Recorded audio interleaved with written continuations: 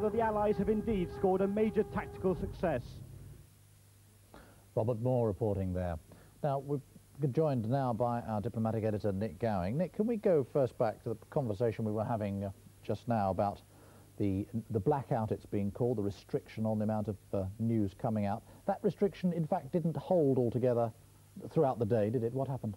Well, I mean, first of all, I, as someone who's been reporting this for the last 6 months, we haven't accepted this blackout.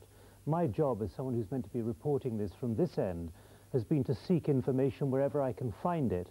We have not, as an organisation, accepted the blackout, and we're not calling it a blackout. And I think what has happened is the moment General Schwarzkopf appeared did seem to signal that things were going well. And what we've seen since is an emergence of various facts. I've been sifting information and copy and pictures which have been coming in all through the day and even up until a few minutes ago. And I have just here one dispatch from a reporter with the 101st Airborne Division in Iraq. And it gives information, for example, that they have helicoptered 2,000 men, 50 military vehicles, more than 50 miles into Iraq to set up a forward ammunition dump and so on. Now, frankly, if they told us the location of that, it wouldn't really mean much because it's somewhere in the middle of the desert where there aren't any settlements. So there is information which is emerging, which is certainly not indicative of a news blackout, and in fact, reminiscent of that immortal phrase which emerged during the Falklands when Brian Hanrahan said, "I counted them out and I counted them back" on the aircraft carrier. There's a quote here from, in fact, one of your colleagues, Paul, on the Daily Mirror, at a forward field hospital in eastern Saudi Arabia, saying that he had seen no Allied casualties come in so far, which is indicative of information on what is happening in the battlefield. It is something we can report, which is collateral information to add to the impression that is being given in the very minimal formal briefings we're getting at the moment. But it's quite meaningless, isn't it? Because if plenty of casualties had come into this field hospital, he wouldn't have been able to report it. I mean, that's why it's quite meaningless to report something which, the opposite of which, you couldn't report. I mean, you might as well not report it. You might as well give it to the Ministry of Defence and say, look, why don't you just take over ITN? And I think your explanation is saying, well, the General says it's a blackout, but ITN says it isn't a blackout, so we feel much better about it. I mean, you should be more vigorously protesting about what's happening here, because our whole profession is constantly in danger if the facts as they're reported can't be reported properly. Instead of just saying, well, we're saying it's not a blackout and here's a chap in a field hospital who says that nobody was brought in, this is indicative of information. It's only indicative of information because the authorities want it to get out. They don't want it to get out, it won't get out. I'm not saying that that is the only bit of information we've had all day, but certainly we don't accept that we're not accepting a blackout at the moment. And I think, just to add to what you just said, Paul, that I happen to have been watching CNN within the last few minutes, and they have had quite extensive coverage of American casualties being brought into a field hospital, which is almost empty, apart from these 4 or 5 stretcher cases which have been brought in. And in a war... I should say, Nick, just to interrupt slightly, we do hope to have those pictures to show a little. But in a war, in these first moments, we are getting information, and it is not a blackout, and it's certainly not a blackout we're accepting, and information is coming through. I have to say, though, that we don't know the full picture, and certainly in our coverage we are saying that. We are saying that we do not know the full information. No doubt history will show that what we're getting in the first hours of this battle will have been skewed in some way and will change. Right, now let's move on to the bits that we do know have been coming through and try to make a little bit of sense of them with somebody who is absolutely, to pick up Paul Foot's phrase earlier, military expert, Sir Anthony Farrell-Hockley. Can I just go through... You wanted to make an opening statement? Well, I just wanted to say this over what Paul Foot's been saying, right, but it relates to the military situation. You cannot, in a democracy, hold back truth and continue with lies indefinitely. Let's take casualties. You see, in this country, we have to say what the number of casualties are, quite apart from any other reason, because the next of kin have to be told. And so you know exactly what number of casualties you've got, and where they are, where they're distributed throughout the country. So it's no good taking the high ground on this and on other matters. The information gets out, and Nick Gowing is rightly saying that reporters are there to pick it up from any sources, and it's leaking through like anything. So what is happening? What is happening, evidently, is that there have been a number of successful thrusts in the West, a Saudi Franco thrust, running up the western border of Kuwait with Iraq. The United States 7th Corps, which is a sort of armored corps, is going up next to them, to the east of them, but still on the western border. You have the 18th Airborne Corps doing its stuff partly by vertical envelopment with helicopters, and you've got the United States Marine Corps. Vertical envelopment, sorry. Why, coming over the top, enveloping that way rather than that way. Right. Pity the camera couldn't see that. Right, movement. so there we are. Understand. That is what is happening. Now, it is true, of course, that a number of prisoners have come in. Napoleon's great test, don't talk to me of victory, show me your prisoners, he would say to people. Well, we've seen 10,000. Mr. Hero said, you know, this is nothing. It's not a bad bag to start with, and thankfully those men are out of it and won't lose their lives now. It also shows that whether they're good or bad troops, their heart wasn't in it. But to say that we've said, told a lot of lies and said everything is going well, General Schwarzkopf, Mr. Cheney, Mr. Major and others have all gone out of their way to say, exactly as at the beginning of the aerial campaign, look, things are going very well. We're delighted. This is what's been done so far. But watch out, there are hard times ahead probably. And don't let's forget they've said that and then come back and say, well, you said it was going to be easy. They're not saying that. They're taking a very level-headed view of it. They're taking it, no doubt, on a day-to-day basis. But that's what we know now, and that shows there isn't a news blackout, or anyway, there isn't one that's holding.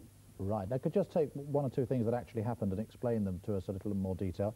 The famous sand defences that we seem to see so much of in the days running up to this business, in the end, holes were cut through them, and we just carried on through. I mean, were they ever very decent defences to start with? Were they for some other purpose? It seemed the Iraqis have made ineffective. The Iraqis have made the great mistake of having put engineer effort into defences which are removed from covering weapons.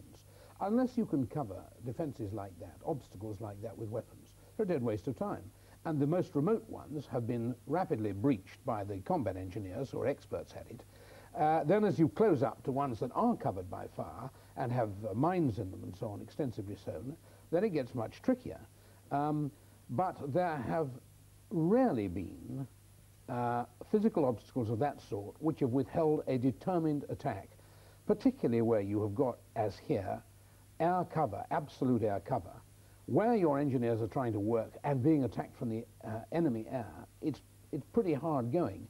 But here you've got air help, both in bombarding people on the other side and also in bringing things forward by helicopter to help the engineers. So I think that we shall find what looked like very formidable obstacles when drawn out in newspaper diagrams have not turned out to be quite as expected. Now, how do you explain this business of meeting such poor quality troops? What's the idea of deploying them? They're clearly not, or most of them, not this Republican Guard we hear so much about. What's the idea? Is it to soak up Allied energies in capturing and rounding up and all the difficulties of transporting them? Why would Saddam Hussein have put them in these positions? Well, it's a great mistake. I mean, it's due to the fact that he's ignorant of military practice. Whether or not he's personally done that or whether some of his generals have, it's a very foolish idea unless you believed, which they could have done, that these guys were going to fight and fight hard. Because in that case, they would have been, I'm afraid, sadly, a sort of cannon fodder, who in fighting would have simply been there to force the attacking people to deploy, which is the first thing you want to do, start taking the steam out of the attack. Well, they haven't done that. They've decided to give up in many places. And the problem for the Iraqi defense now is that that's probably at random, and therefore there will be an exposure in some cases of the perhaps harder areas behind. So that is to their disadvantage. One says poor quality troops, they're probably conscripts with very little experience, and they've been put out on a limb, and as a result they've taken the sensible course and given up. Nick Gowing, the Republican Guards we mentioned, they're still to come. That's going to be a much more formidable obstacle in every way, presumably. Yes, I mean, I wouldn't claim to be a great expert on the military guard in the sense that one of the problems we are facing, and this is where the whole problem of disinformation and misinformation may in the end be shown to be a key issue, because what appears to have emerged in the last 2 or 3 days is Allied intelligence, or certainly US intelligence, having led us to believe that the Republican Guard, half of it, or some of it, was straddling across the Iraqi border into Kuwait. Now American intelligence last week said that the Republican Guard had never been across into Kuwait. They were now in southern Iraq, 150,000 of them, dug in their deep bunkers in the equivalent of Salisbury Plain in the desert.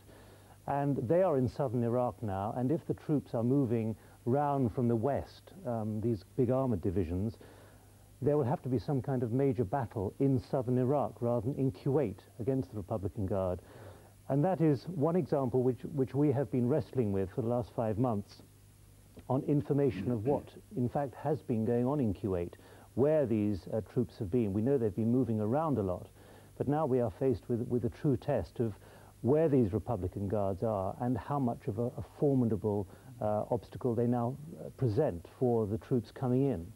Yep, Keith Hampson. Well, I was just going to add to the discussion about why the quality of troops where they are. I'm not a military expert, but I was in Israel the week before the war began, and some of the Israelis were saying that, I mean, he is very prone, Saddam Hussein, to miscalculate on a big scale, and of course his experience is the Iranian war, where he found that masses and masses of conscripts deeply dug in could hold and take heavy casualties, but hold the line.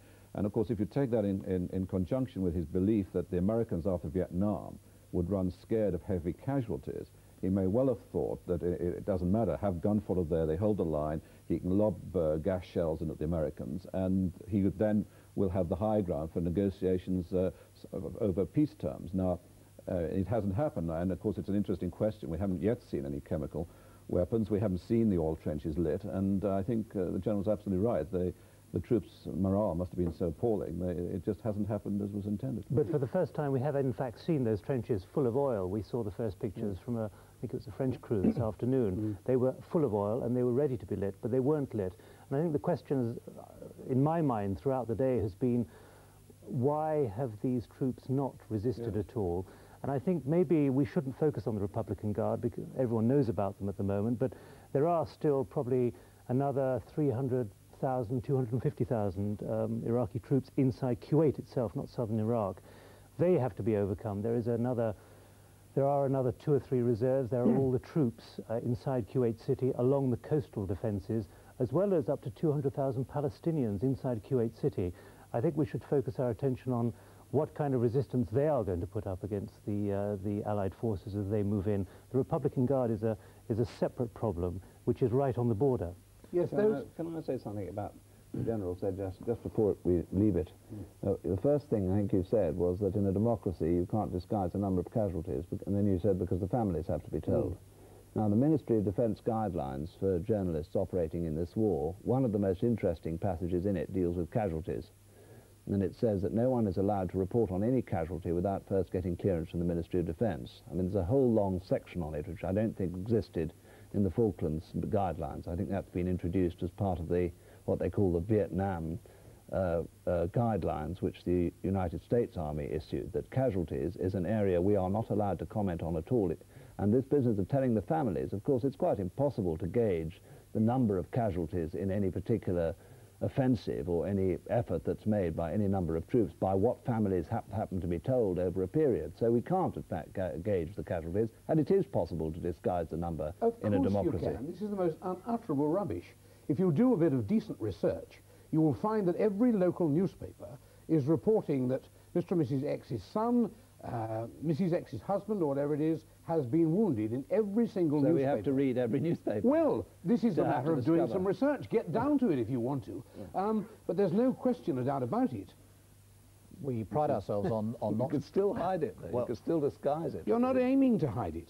I was trying to say, we pride ourselves on not cutting discussions short, but we do have to do one other thing at the moment. We have an opportunity now to go to Paris to find out...